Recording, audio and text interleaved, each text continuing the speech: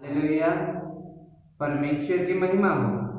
जैसा कि लिखा है प्रियो वचन पे, जैसा हमने सवाल किया था उसी प्रकार वचन पे लिखा है, जब वह प्रभु की व्यवस्था के अनुसार सब कुछ पूरा कर चुके तो गलील में अपने नगर नासरत को फिर चले गए।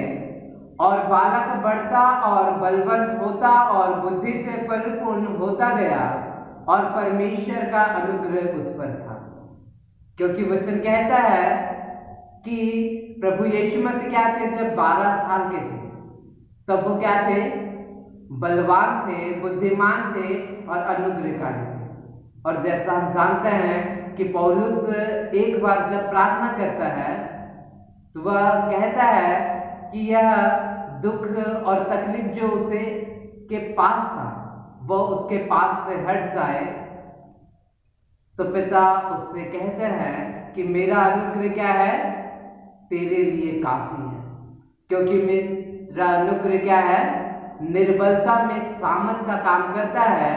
और वचन हमसे यही कहता है प्रियो कि हम सोचे कि प्रभु यीशु मसीह के पास वह अनुग्रह था जो अनुग्रह क्या करता है, निर्बलता में ताकत देता है। वह अनुग्रह जो सबको सिखाने पे ताकत रखता था। क्योंकि हम पौलुस के विषय में जानते हैं वह क्या था, परमेश्वर का एक ऐसा दास था जिसके कारण नया नियम का बहुत सा पुस्तक लिखा गया है, सबसे अधिक उसने लिखा है। और वचन कहता है वो उस प्रकार का महिमा करता था। उसी प्रकार हम अपने पिता यीशु के विषय पे गंभीरता से सोचें, क्योंकि वचन कहता है कि जो क्रूस का प्रभु का कभी व्यर्थ नहीं जाता, तो उसका जो बचपन है, जो वो चीज किया, वो भी कभी व्यर्थ नहीं जाएगा। इसलिए प्रभु का वचन कहता है कि जैसा लिखा गया है कि जब यीशु क्या कर रहा है, 12 साल के थे तब वो मंदिर में पाए गए सेवा करते हुए, फरीसी के साथ बातें करते हुए।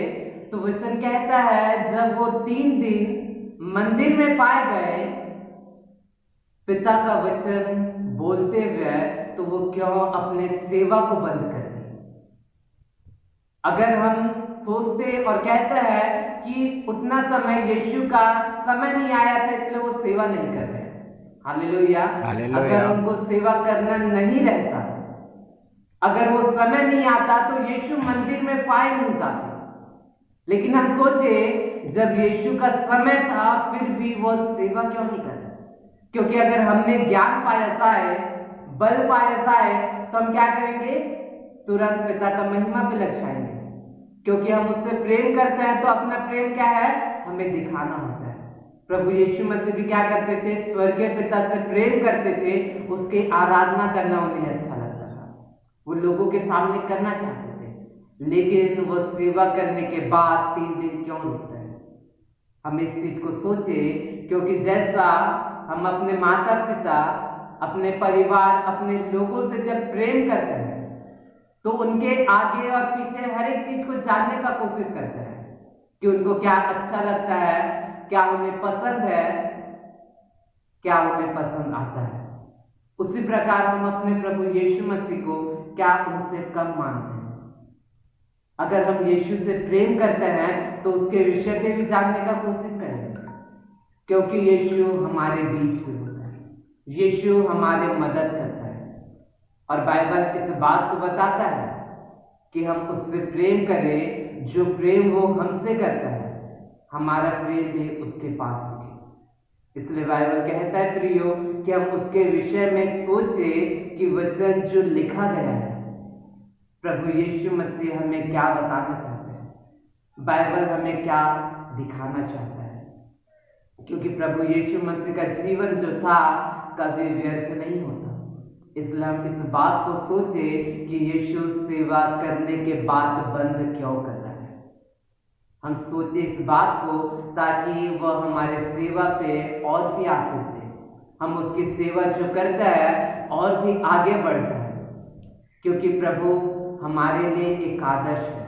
और बाइबल बताते इस बात को कि जब हम लोगों को देख के चलेंगे तो हम जरूर गिर जाएंगे, लेकिन जब हम अपने पिता यीशु को देख के चलेंगे तो कभी नहीं गिरेंगे। और प्रभु यीशु मसीह का वचन कहता है कि हमें उसके बचपन से क्या है जानना है कि जो सेवा करने वाला, जो सबसे सामर्थी है, हमारा प्रभु यीशु मसीह हमें क्या बताना चाहता है। क्योंकि वचन कहता है हम उसके निकट रहें और उसके सुने।